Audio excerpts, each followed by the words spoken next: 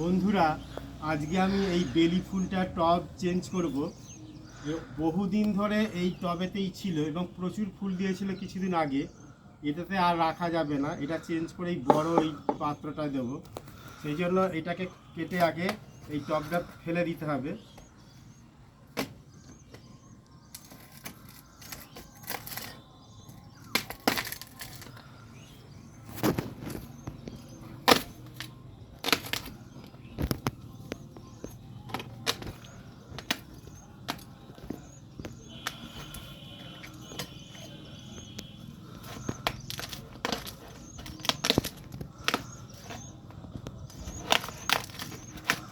বহুদিন ধরে একবার শেকড় ভর্তি হয়ে গেছে, তো বার করাও মুশকিল, সেই জন্য কেটে ফেলে দিতে হচ্ছে।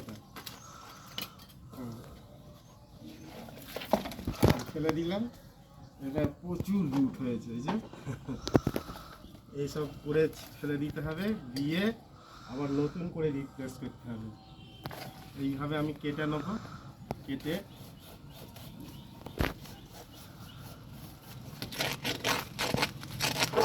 ফেলে দিলাম।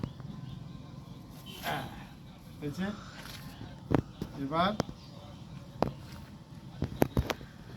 এই পাত্রতে বসাবো, বড় পাত্রতে।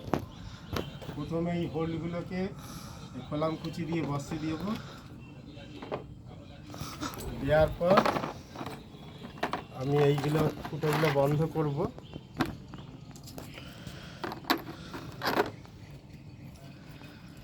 তারপরে আস্তে আস্তে বড় বড় একটু পাথরগুলো দেব।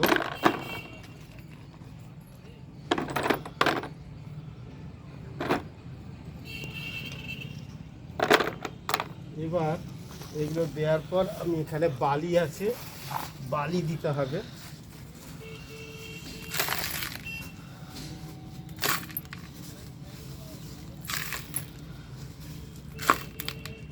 বালি দিয়ে দিলাম। বালি দেওয়ার পর আমি এবার মোটামুটি ঠিকই আছে, এইভাবে জলটা পাস হয়ে যাবে, ড্রেনেজ হয়ে যাবে। এবার আমি আমার তৈরি করা মাটি, এই মাটিগুলো এতে দেব।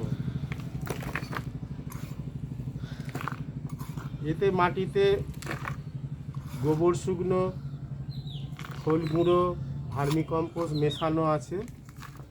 এইভাবে রেডি করা মাটি এতে দিয়ে দেবো। তারপরে আমি আবার এই গাছটা বসিয়ে দেবো।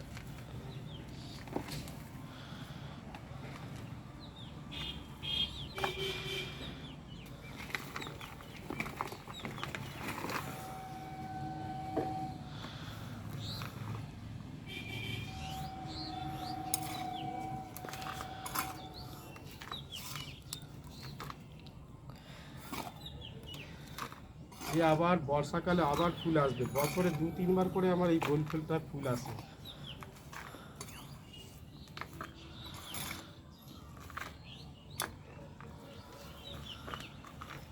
একটু চেপে চেপে দিতে হবে, ফাঁকা রাখলে হবে না।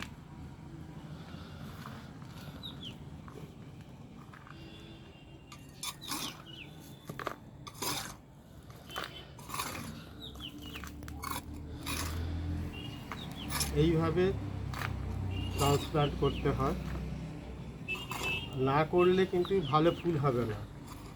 এই করে দিলাম, সামনের বছর আবার প্রচুর ফুল হবে, সাদা হয়ে যাবে একদম। এই জন্য আমি একটু বড় পটেই দিলাম, যাতে মাটিটা অনেক ভালো থাকে, খাবারটা ভালো পায় সেই হিসাবে। এবার সেরম বুঝলে আস্তে আস্তে কিছু ডগের কেটে ছেটে দিতে হবে।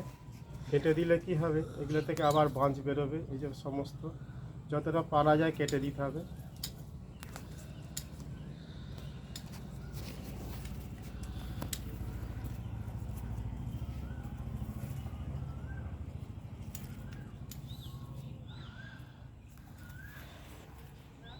এবার জল দিয়ে ছাওয়ায় 2 দিন রাখলেই হয়ে যাবে। এই হচ্ছে নতুন রিপোর্ট করা বেলি ফুল।